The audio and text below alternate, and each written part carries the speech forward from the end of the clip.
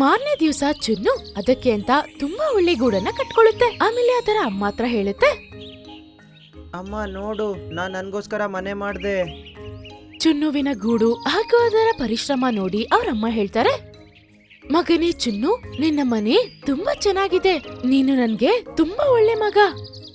ಆಮೇಲೆ ಅಲ್ಲಿ ಕೋಪದಿಂದ ಮುನ್ನು ಹತ್ರ ಹೇಳ್ತಾರೆ, ನೋಡು ಮಗನೇ, ಚುನ್ನು ಎಷ್ಟ್ ಚೆನ್ನಾಗ್ ಕೆಲ್ಸ ಮಾಡ್ತಾನೆ. ಎಲ್ಲಾ ಕೆಲ್ಸಾನು ಅವನೇ ನೋಡ್ಕೋತಾನೆ. ಇನ್ನು ನೀನಿದ್ಯಾ, ಇವತ್ತಿಗೂ ನಾನ್ ತಗೊಂಬರೋ ಧಾನ್ಯಗಳನ್ನೇ ತಿನ್ಕೊಂಡು. ಏನಾಯ್ತಮ್ಮ, ನೀನ್ ನನ್ನ ಅಮ್ಮ ಅಲ್ವಾ? ನಂಗ್ ಹಾಗ್ ಮಾಡಕ್ ಅಧಿಕಾರ ಇದೆ. ಈ ತರ ಹೇಳಿ ಕೋಪ ಪಟ್ಕೊಂಡು ಮುನ್ನು ಅಲ್ಲಿಂದ ಹೊರಟು ಹೋಗ್ತಾರೆ. ಆಮೇಲೆ ಒಂದು ಮರದ ಮೇಲೆ ಹೋಗಿ ಕೂತ್ಕೊಳ್ಳುತ್ತೆ. ಅದಲ್ಲಿ ಕೂತಿರೋದನ್ನ ನೋಡಿ ಅಲ್ಲೊಂದು ಕಾಕಿ ಬರುತ್ತೆ. ಏನಾಯ್ತು ಮುನ್ನ, ಯಾಕೆ ಬೇಜಾರಲ್ಲಿದ್ಯಾ? ಏನ್ ಹೇಳಿ, ನಿನ್ನೆ ನನ್ನಮ್ಮ ಗೂಡ್ ಮಾಡಕ್ಕೆ ಕಲ್ಸಿಯಾಳೆ. ಚುನ್ನು ಅಂತೂ ಗೂಡ್ ಮಾಡ್ಬಿಟ್ಟ. ನಂಗೆ ಗೂಡ್ ಕಟ್ಟಕ್ಕೇನೆ ಬರಲ್ಲ. ಅದ್ರಿಂದಾಗಿ ನನ್ನಮ್ಮ ನಂಗೆ ಸರಿಯಾಗಿ ಬೈದ್ರು. ಹೌದಾ, ನಿನ್ನ ಅಣ್ಣ ಅಂತೂ ಜೋರಾಗಿದ್ದಾನೆ.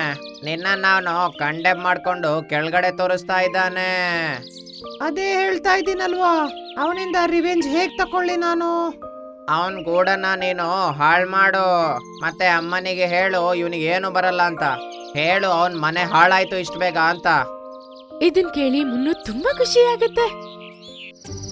ಆಮೇಲೆ ಅವತ್ ರಾತ್ರಿ ಎಲ್ಲಾರು ಮಲ್ಗಿರೋವಾಗ ಮುನ್ನು ಹೋಗಿ ಚುನ್ನುವಿನ ಗೂಡನ್ನ ಒಡೆದು ಬಿಸಾಕ್ಬಿಡತ್ತೆ. ಆಮೇಲೆ ಬೆಳಗ್ಗೆ ಅದು ಹೇಳುತ್ತೆ, ನೋಡಮ್ಮ, ಅಣ್ಣ ಕಟ್ಟಿರೋ ಗೂಡು ಗಾಳಿಗೆ ಬಿದ್ದೋಯ್ತು. ಏನ್ ಗಟ್ಟಿಲ್ಲ ಅದು. ಅವನಿಗೆ ಗೂಡು ಕಟ್ಟಕ್ಕೇನೆ ಬರಲ್ಲ. ನೀವು ಸುಮ್ನೆ ನಂಗೆ ನಿನ್ನೆ ಬೈದ್ರಿ.